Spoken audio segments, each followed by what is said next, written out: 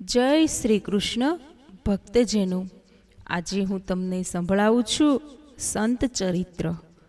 તેમાં સંભળાવું છું પ્રેમ દીવાની મીરા. તો ચાલો આપણે સાંભળીએ. વંશી વિભૂષિત કૃષ્ણાત પરમ કિમપી તત્વમઃ ન જાને. મંગલાચરણના આ શ્લોકમાં શ્રી કૃષ્ણની વંદના છે. પરમાત્મા શ્રી સંતરામ મહારાજનો વિયોગ એ જ મોટો રોગ છે. જીવાત્માને પરમાત્માનો વિયોગ થયો છે ત્યારથી જીવ દુઃખી છે. જીવ ઈશ્વરથી અલગ થયો ત્યારથી તેને કામ બહુ ત્રાસ આપે છે. ત્યારથી તેને કાળ મારે છે. રાજાને રંકને જીવનમાં શાંતિ નથી. આ બધા કામાધીન છે. કામાધીનને શાંતિ ક્યાંથી મળે? એક દિવસ એવો હતો, આપણે પ્રભુના ચરણમાં હતા. જીવ પ્રભુના ચરણમાંથી અલગ થયો. પ્રભુએ જીવને કહ્યું, તને જગત જોવાની ઈચ્છા થઈ છે? ભલે જા. પ્રભુએ જીવને એમ પણ કહ્યું કે તું જ્યાં સુધી મારી પાસે પાછો નહીં આવે ત્યાં સુધી તને શાંતિ નહીં મળે. પ્રભુએ જીવને એમ પણ કહ્યું, જગતમાં તું રાજા થઈશ, શ્રીમાન થઈશ, તને સુખ મળશે, પણ તું યાદ રાખજે, તારે દુઃખ પણ ભોગવવું જ પડશે. જીવ પ્રભુથી અલગ કેમ થયો? ક્યારે થયો? આ પ્રશ્નો અટપટા છે. આ પ્રશ્નોનો જવાબમાં પ્રભુ આપે તો સમજાય. રોગ થયા પછી રોગ કેમ થયો? કેવી રીતે થયો? આ પ્રશ્નોના ઝાઝો સમય વેડફતા નથી. દવા જ કરવા માંડીએ એ રોગનો ઈલાજ છે. એ સાચો જવાબ છે. કોઈ મોટો રોગ જરૂર થયો છે અને આથી જ જીવ ઈશ્વરથી અલગ થયો છે. ભગવાનથી વિખૂટા પડેલા જીવને જોડનાર કૃપા શક્તિ, આહલાદિકા શક્તિ રાધિકા છે. રાધિકાજી કૃપા કરીને ભૂલા પડેલા જીવને ભગવાનને શરણે લઈ જાય છે. ભાદરવા સુદમાં અતિ પવિત્ર દિવસો આવે છે. આ દિવસોમાં થોડી ભક્તિ કરો, થોડું દાન કરો, 1000 ગણું ફળ મળશે. ભાદરવા સુદ બીજ એ દિવસે વરાહ જયંતી, વરાહ ભગવાન પ્રગટ થયા હતા. ભાદરવા સુદ ત્રીજ આ દિવસે પાર્વતી માને ભગવાન શંકરના દર્શન થયા હતા. કેદારનાથ જતા માર્ગમાં ગૌરીકુંડ આવે છે. માં પાર્વતીએ તપ કર્યું, તેથી આ ગૌરીકુંડ કહેવાય છે. પાર્વતીએ શિવ સાથે લગ્ન કરવા તપ કર્યું હતું. શિવજીએ તો કામને બાળીને ભસ્મ કર્યો છે. શિવને લગ્નની ઈચ્છા જ નથી. પાર્વતીનો નિશ્ચય છે શિવ સાથે વિવાહ કરવાનો. ઋષિઓએ પાર્વતીની પરીક્ષા કરી, પણ પાર્વતી શિવ વગર કોઈનું નામ લેતી નથી. શિવને જ વરવા નિશ્ચય જાહેર કરે છે. પાર્વતીએ તપ દરમિયાન અન્નનો ત્યાગ કર્યો, ફળ ત્યાગ કર્યો, વૃક્ષના પાન પણ છોડ્યા, પર્ણપાનનો પણ ત્યાગ કર્યો. તેથી પાર્વતીનું નામ અર્પણા પડ્યું. છેલ્લે ગંગાજળ લે છે, તે પણ છોડીને વાયુ ભક્ષણ કરે છે. શિવને લગ્નની ઈચ્છા નથી, જરૂર પણ નથી. શિવ તો પૂર્ણ નિષ્કામ છે. પાર્વતીના તપે શિવ પીગળ્યા. શિવે પાર્વતીને દર્શન આપ્યા, લગ્નની સંમતિ આપી. આ દિવસના વ્રતથી પતિનું આયુષ્ય વધે છે. ભાદરવા સુદ ચોથ ગણેશ ચતુર્થી. ભાદરવા સુદ પાંચમ ઋષિઓની પૂજા થાય છે. આપણો જન્મ ઋષિકુળમાં થયો છે. વિશ્વામિત્ર, જમદગ્નિ, ભારદ્વાજ, અત્રિ, વશિષ્ઠ, કશ્યપ, ગૌતમ આ ઋષિઓની પૂજા થાય છે. ભાદરવા સુદ છઠ બલરામજી પ્રગટ્યા છે. દાઉજી મહારાજ શબ્દ બ્રહ્મનું સ્વરૂપ છે. ભાદરવા સુદ આઠમ રાધાષ્ટમી રાધાનું પ્રાગટ્ય. ભાદરવા સુદ નોમ અદુખ નવમી. ભાદરવા સુદ 11 પરિવર્તની એકાદશી. અષાઢ સુદ 11 ભગવાન શયન કરે છે. ભાદરવા સુદ 11 ભગવાન પડખું ફેરવે છે. ભાદરવા સુદ 12 વામન પ્રાગટ્ય.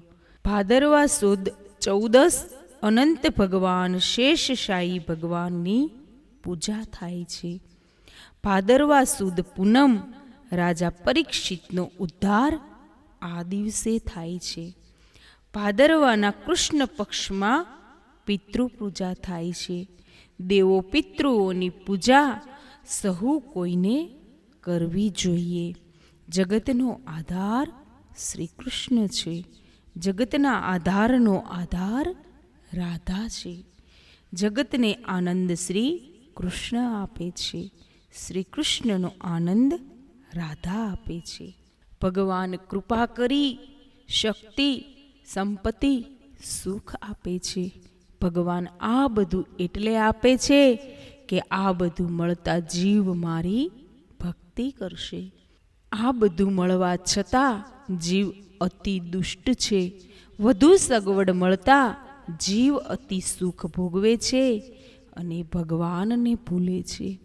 જીવ ભગવાનને ભૂલી અતિ સુખ ભોગવે છે ત્યારે ભગવાનને ક્રોધ આવે છે. ભગવાનના જીવ પ્રત્યેના ક્રોધને શાંત કરવાનું, ભગવાનને જીવને ક્ષમા કરી દેવાનું, દયા કરવાનું રાધાજી વિનવે છે. રાધાજી જીવ માટે જીવને ક્ષમા કરી દેવા ભલામણ કરે છે. રાધાજી વિનવતા ભગવાનને કહે છે, જીવ તો દુષ્ટ છે પરંતુ તમે તો દયાળુ છો ને. જીવ જો તેની દુષ્ટતા છોડતો નથી તો તમે કેમ દયા છોડો છો? ભગવાન ક્રોધાવેશમાં હું દયા નહીં કરું એમ બોલે છે. લાયક બાપનો બેટો જ નાલાયક થઈ ગયો. ભગવાન ક્રોધ કરે છે પરંતુ શ્રી રાધાજી તો પ્રેમની મૂર્તિ છે. રાધાજીને કોઈ દિવસ ક્રોધ નથી આવ્યો. રાધાજી દયાની મૂર્તિ છે. રાધાજીનું દિવ્ય સ્વરૂપ છે. રાધાજીના મહત્વને કારણે જ રાધા કૃષ્ણ બોલાય છે. દ્વારિકામાં રૂકમણીનો મહિમા છે પણ કીર્તન તો રાધા કૃષ્ણનું જ થાય છે. શ્રી રાધિકાજી માટે કહેવાય છે કે તે કોઈ દિવસ મોટા થતા નથી. 5-6 વર્ષની બાલિકાનું તેમનું સ્વરૂપ છે. શ્રી કૃષ્ણ 6-7 વર્ષના છે. રાધા કૃષ્ણ બંનેના દર્શન કરતા કામનો વિનાશ થાય છે. રાધા કૃષ્ણની વ્રજલીલા પ્રેમમય શુદ્ધ છે. રાધા કૃષ્ણની સેવા કરનાર, એમનું સ્મરણ કરનાર જીવ નિષ્કામ બને છે. રાધિકાજીની કૃપા વિના જીવ ભગવાનના ચરણમાં રહી ન શકે. શ્રી રાધિકાજી સ્વીકાર કરે તે જીવને ભગવાન અપનાવે છે. સંતો વર્ણન કરે છે કે મીરામાં રાધાજીનો અંશ છે. પ્રત્યેક જીવ પરમાત્માને સાથે સંબંધ રાખવાની જરૂર છે. તમે સેવક બનો, પરમાત્માને સ્વામી બનાવો.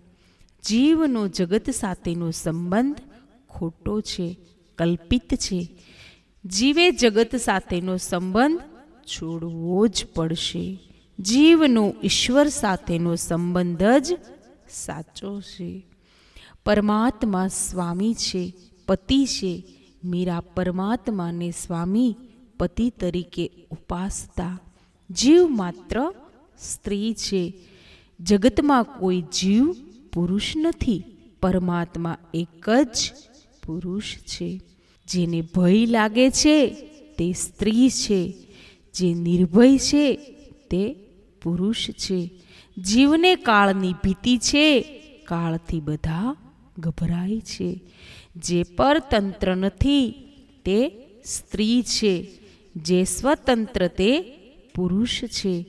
બધાના પિતા પતિ પરમેશ્વર છે. પરમાત્મા સાથે સંબંધ રાખો. સંબંધથી સ્મરણ થાય છે. સંબંધથી લાગણી અને સ્નેહ થાય છે. પરમાત્મા સાથે રાખેલો સંબંધ કામ આવે છે. આજકાલ લોકો શ્રીમાન સાથે સંબંધ રાખે છે. શ્રીમાન સાથેના સંબંધથી ધનનો લાભ થાય છે. શ્રીમાનની ખુશામદથી તે પૈસો આપશે પણ શાંતિ નહીં આપી શકે. અશાંત મનને શાંતિ કોણ આપશે? પ્રભુ સાથે સંબંધ જોડો. તે પૈસો પણ આપશે અને શાંતિ પણ આપશે.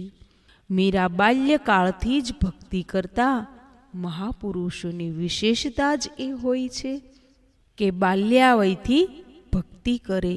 સામાન્ય માણસનું શરીર સારું હોય ત્યાં સુધી તો તેની બુદ્ધિ બગડેલી રહે છે. ભક્તિ કરવાનું મન નથી થતું. આવા માણસો વૃદ્ધાવસ્થામાં પછી થોડી ભક્તિ કરવાના છે. આવા સુધરવાના પણ નથી. 3 વર્ષની ઉંમર મીરાની છે. એક સંત આવ્યા છે. સંત પાસે ગોપાલ કૃષ્ણની મૂર્તિ છે. મીરાએ સંત ગોપાલ કૃષ્ણની સેવા પૂજા કરે છે. તે જોઈ નાની મીરાએ સંત પાસે મૂર્તિ માગી. ગોપાલ કૃષ્ણ તે સંતના ઈષ્ટદેવ હતા. ન આપ્યા. મીરાબાઈનો બાલ્યકાળ ભક્તિનો રંગ હતો. મૂર્તિ ન મળી તેથી 3 દિવસ પાણી પણ ન પીધું. મીરાનો ગોપાલ પ્રેમ જોઈ ભગવાને સંતને સ્વપ્ન આપ્યું. ભગવાને ગોપાલની મૂર્તિ મીરાને આપી દેવા આજ્ઞા કરી. સંતે નાનકડી મીરાના હાથમાં ગોપાલની મૂર્તિ આપી. મીરાનું સર્વસ્વ ગોપાલની મૂર્તિ. નાની વયથી આ મૂર્તિની પ્રેમથી પૂજા કરે છે, કીર્તન કરે છે અને ગોપાલ સાથે વાતો કરે છે. તમારા હૃદયનો પ્રેમ ભાવ ગોપાલ સમક્ષ પ્રગટ કરો. ગોપાલ જરૂર તે સાંભળશે. મીરા ગોપાલ સાથે જે વાતો કરે છે, મીરાની દાસી આ વાતો સાંભળે છે. ગોપાલ બોલતા નથી છતાં મીરા વાતો ચાલુ રાખે છે. ભગવાન ભલે ન બોલે છતાં તમે તમારા હૃદયના ભાવ ભગવાન પાસે જરૂર વ્યક્ત કરો. ભગવાન બોલતા નથી તેથી હું બોલતો નથી આમ કહેવું તો અભિમાન છે. ભગવાન ભલે ન બોલે છતાં તમે તો બોલો. જીવનમાં કોઈ માનવીની આશા રાખશો નહીં અને ભગવાનની આશા છોડશો નહીં. માનવ અપેક્ષાથી સામા સાથે પ્રેમ કરે છે. સામો મારા માટે સારું બોલશે, મને કંઈ આપશે, મારું કામ કરશે. માનવ પાસે રાખવામાં આવતી અપેક્ષાથી મન અશાંત થાય છે. સામા પાસે તમે કંઈ ઈચ્છ્યું અને તમને ન મળ્યું, તમારું મન અશાંત થશે. જગતનો માલિક લક્ષ્મીપતિ તમારી સાથે છે. જીવમાં ભગવાન છે છતાં જીવ બહાર નજર નાખે છે, તે બહિર્મુખ થાય છે. તેથી ભગવાનનો અનુભવ તેને થતો નથી. તમે અપેક્ષા સાથે ભક્તિ કરો તે વ્યવહાર છે. તમે ઘરમાં બહુ કામ કરો, ઘરના વખાણ કરે તેમ તમે ઈચ્છો, ઘરના સારું બોલે એમ ઈચ્છો અને તમે ન થાય ત્યારે તમારું હૈયું બળે છે. આ જીવ જીવની કદર કરતો નથી. તે ભગવાનની કદર શું કરવાનો હતો? ભગવાનના ચરણ કમળ, કર કમળ, નાભી કમળ, મુખ કમળ, નેત્ર કમળ, આ બધામાંથી દિવ્ય સુગંધ નીકળે છે. પ્રભુને પુષ્પની જરૂર નથી. તેમને ભૂખ તરસ નથી, ભગવાનને નૈવેદ્ય ભોગની જરૂર નથી. આજે ઘણા એવા થયા છે કે ભગવાનને ભોગ ધર્યા વગર જ ખાય છે. જે ભગવાનને ધરાવ્યા વગર ખાય છે તે અન્ન ખાતો નથી, પાપ ખાય છે. વૈષ્ણવો ભગવાનની આશા રાખીને ભક્તિ કરે છે. વૈષ્ણવો ભગવાનની આશા છોડતા નથી. મીરાએ નક્કી કર્યું કે મારે ગોપાલ સાથે જ રહેવું છે, ગોપાલ કૃષ્ણની જ સેવા પૂજા કરવી છે, એમનું કીર્તન આરાધના કરવું છે. અનિચ્છા છતાં મીરાના લગ્ન કરવામાં આવે છે. રાજરાણી બને છે, છતાં વિલાસી જીવનની તેમને ધૃણા આવે છે. સંસાર સુખ તુચ્છ લાગે છે. મીરા ભગવત ભક્ત છે, વિલાસી જીવનની નફરત છે. આમ છતાં તે પતિને પરમેશ્વર માને છે. મીરાબાઈ રાજમહેલમાં સંકીર્તન કરે છે, નાચે છે. આ સાસરિયાને ગમતું નથી. રાજરાણી બધાને ભેગા કરી નાચે, કીર્તન કરે, તે રાજ પરિવારને ગમ્યું નહીં. મીરાબાઈને તેના રાજકુટુંબે બહુ ત્રાસ આપ્યો. મીરાબાઈએ ચિત્રકૂટમાં રહેતા તુલસીદાસને પત્ર લખ્યો. એમાં પોતે 3 વર્ષની નાની ઉંમરની ગોપાલ કૃષ્ણને પતિ માને છે એમ લખ્યું. પોતાની ભક્તિ કીર્તન વિશે લખ્યું. તુલસીદાસજીએ મીરાને કહ્યું કે સોનાની કસોટી થાય, પિત્તળની નહીં. જેમને સીતારામ રાધા કૃષ્ણમાં પ્રેમ નથી તે જ ત્રાસ આપે. સાચો સગો તે છે જે પાપ કરતા અટકાવે, ભક્તિમાં સાથ આપે. મીરાબાઈને અતિ ત્રાસને લીધે મેવાડ છોડવું પડ્યું. મીરાબાઈની ભક્તિથી મેવાડ બહુ સુખી હતું, પરંતુ મીરાબાઈએ ત્યાગ કર્યો પછી ત્યાં યવનોનું આક્રમણ થયું, સંકટો આવ્યા. મીરાબાઈ વૃંદાવનમાં આવે છે. વૃંદાવનમાં શ્રી ગૌરાંગ મહાપ્રભુજીના શિષ્ય જીવ ગોસ્વામી મહાજ્ઞાની મહાન તપસ્વી છે. મીરાબાઈને ભક્તિનો રંગ લગાડે છે. મીરાબાઈની ભક્તિને તે ઓળખી શકે છે. મીરાબાઈ તેમના છેલ્લા દિવસોમાં દ્વારિકામાં આવે છે. મેવાડ દુઃખી થયું છે. મેવાડનો રાજ પરિવાર ક્ષમા માગે છે. મીરાબાઈને મેવાડ પધારવા કહેણ મોકલે છે. મીરાબાઈની મેવાડમાં જવાની ઈચ્છા નથી. મેવાડે મીરાબાઈના ગોપાલની, એમના માલિક પરમાત્માની જે નિંદા કરી હતી તે સહન ન થઈ.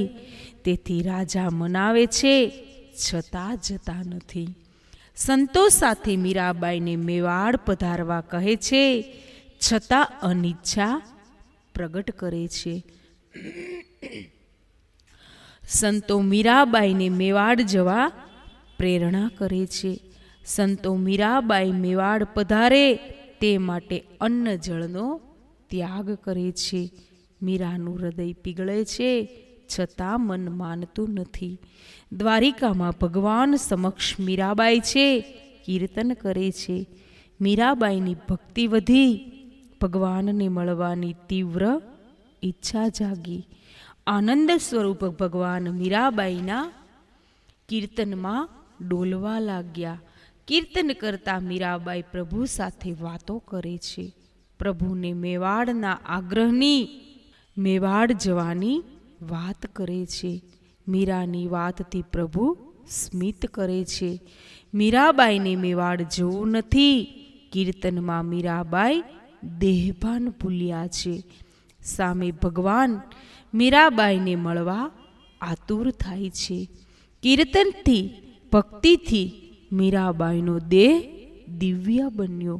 પ્રભુ સાથે મીરાબાઈ દેહથી મળ્યા છે. દ્વારિકાનાથમાં મીરાબાઈ સમાયા છે. જીવ ઈશ્વરને મળે છે, બિંદુ સિંધુમાં મળી જાય છે. જીવ બિંદુ છે, પરમાત્મા સિંધુ છે. સિંધુમાં મળેલા બિંદુને કોઈ અલગ કરી શકતું નથી.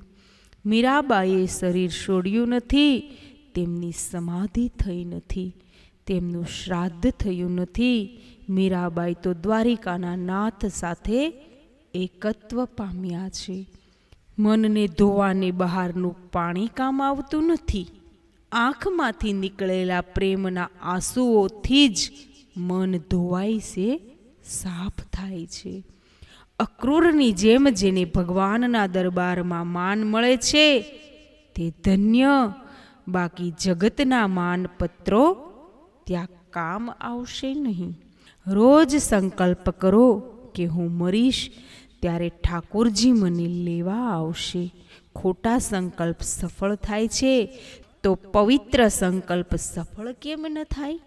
ઈશ્વર સાથે કોઈ પણ પ્રકારનો સંબંધ જોડો. સંબંધ વગર સામાન્ય મનુષ્યને પણ લાગણી થતી નથી.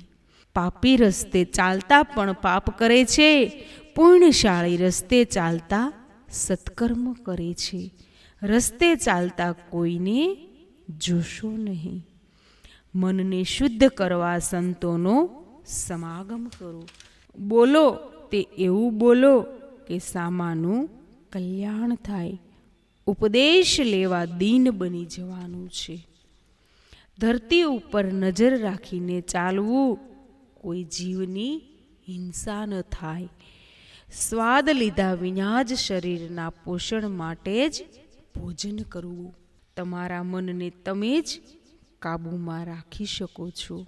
જ્ઞાન એ ભોગ માટે નથી, જ્ઞાન ભગવાન માટે છે. જય શ્રી કૃષ્ણ. જય દ્વારિકાધીશ. જય ઠાકોરજી.